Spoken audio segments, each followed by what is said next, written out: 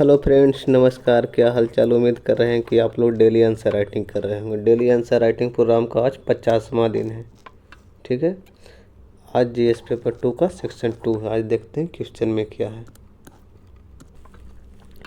Question है, सूक्ष्म लघु एवं मध्यम उपक्रमों की नई परिभाषा बताइए। भारत में औद्योगिक वृद्धि की गति को तीव्र करने व आत्मनिर्भर भारत अभियान की सफलता को सुनिश्चित करने में इन उपक्रमों की भूमिका का आलोचनात्मक मूल्यांकन कीजिए। एक क्वेश्चन में एमएसएमई की क्या है मतलब परिभाषा लिख देना है।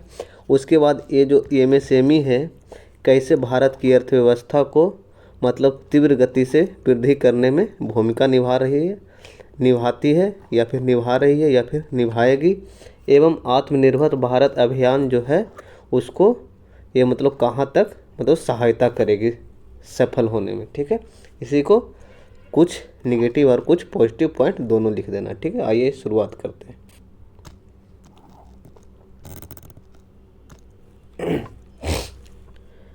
सूक्ष्म लघु एवं मध्यम उद्यम एमएसएमई को भारतीय अर्थव्यवस्था की वृद्धि का इंजन कहा जाता है। इस क्षेत्र ने देश को एक दीर्घकालिक एवं सुदृढ़ व्यवस्था प्रदान की है। भारतीय अर्थव्यवस्था में एमएसएमई क्षेत्र ने जीडीपी के विकास, रोजगार सृजन तथा निर्यात संवर्धन में महत्वपूर्ण भूमिका निभाई है। ये क्या होगा, एमएसएमई के बारे में एक छोटी सी भूमिका हो गया। अब आगे क्वेश्चन की डिमांड के अनुसार लिखते हैं। एमएसएमई विकास अधिनियम 2006 के अनुसार विनिर्माण क्षेत्र एवं सेवा क्षेत्र में एमएसएमई का वर्गीकरण किया जाता है। हाल ही में एमएसएमई का वर्गीकरण का नया आधार निर्धारित किया गया, यानी कि नया परिभाषा दिया गया। उस परिभाषा क्या है देखते हैं नेक्स्ट पेज में। परिभाषा में लागत मूल्य और टर्नओवर दोनों को शामिल करके दिया गया है। विनिर्माण एवं सेवा क्षेत्र में सूक्ष्म उद्योग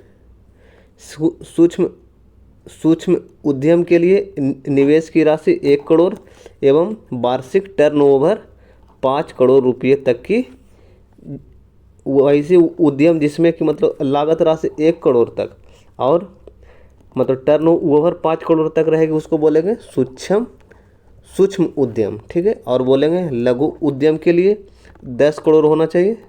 10 करोड़ तक क्या चाहिए निवेश राशि और टर्नओवर 50 करोड़ तक। उसी तरह से मध्यम उद्यम के लिए निवेश की राशि 50 करोड़ और वार्षिक टर्नओवर 250 करोड़ रुपया तक। ठीक है, आगे देखते हैं।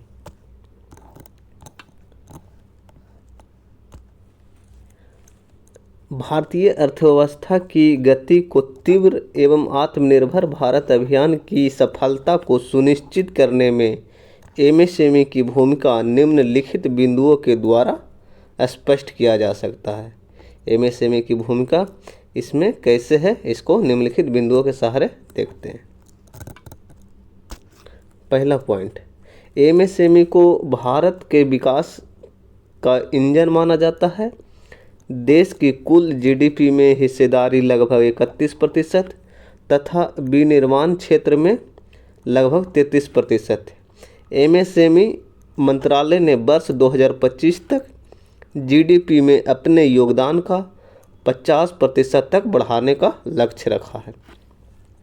ये सब जो भी डेटा है आपको करेंट डेटा से क्या करना है, देख कर लिखना है। ये सब मतलब डेटा कहाँ मिलेगा, एमएसएमई के साइट पर, नहीं तो फिर आर्थिक सर्वेक्षण से लीजिएगा। ठीक है, आइए नेक्स्ट पॉइंट देखते हैं।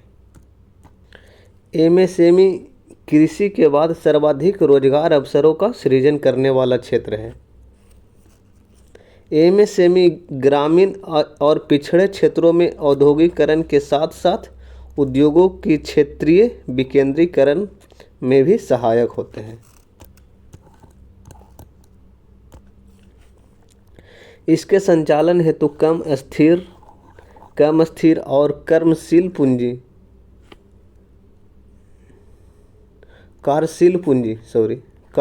पूंजी की आवश्यकता होती है और ये मुख्यतः पारंपरिक ज्ञान और कौशल पर आधारित होता है। इसलिए आत्मनिर्भर भारत अभियान को क्या कर रहे हैं, मतलब सफलता बनाने में ये क्या है, योगदान देगा। इसका देश के ग्रामीण और अन्य पिछड़े क्षेत्रों में महत्वपूर्ण प्रभाव पड़ता है। उदाहरण के लिए खादी और ग्रामोद्योग में प्रति व्यक्ति कम निवेश की आवश्यकता होती है और ग्रामीण क्षेत्रों में बड़ी संख्या में महिलाओं को रोजगार प्राप्त होता है। इसमें कम निवेश की ज़रूरत होती है लेकिन रोजगार अधिक लोगों को मिलता है। ठीक है। ग्रामीण क्षेत्र में लगभग 45% तथा शहरी क्षेत्र में लगभग 55% लोग एमएसएमई क्षेत्र में कार्यरत हैं। इससे क्या हो गया, लोगों को रोजगार मिल रहा है एक तरह से, जो क्या अर्थव्यवस्था की गति प्रदान करने में सहायक है। इसमें भी ज़्यादा किसी का मतलब योगदान नहीं चाहिए, सब क्या आत्मनिर्भर के रूप में ही है। ठीक है, आगे देखते हैं नेक्स्ट पॉइंट में। हालांकि एमएसएमई के समक्ष कुछ चुनौतियां हैं जो भारतीय अर्थव्यवस्था की गति को धीमा करता है और ये चुनौतियां आत्मनिर्भर भारत अभियान के सफलता के मार्ग में बाधक भी है। जैसे कौन कौन सी चुनौतियां, उसको देख लेते हैं। श्रम कानूनों की जटिलता। जब श्रम कानून की जटिलता इसलिए इसमें लोग आसानी से क्या जुड़ने में भी यहाँ पर कि कानूनों का थोड़ा सा हो जाता है, वर्चस्व बढ़ जाता है, इसलिए दिक्कत होता है। पूंजी का अभाव रहता है एमएसएमई वालों के पास। गुणवत्ता युक्त कच्चा माल तथा संगठित बाजार का अभाव। कुशल श्रमिक तथा आधुनिक तकनीक का भी अभाव। ये सब क्या इसके पास चुनौतियां जिससे अर्थव्यवस्था की गति को धीमा करता है।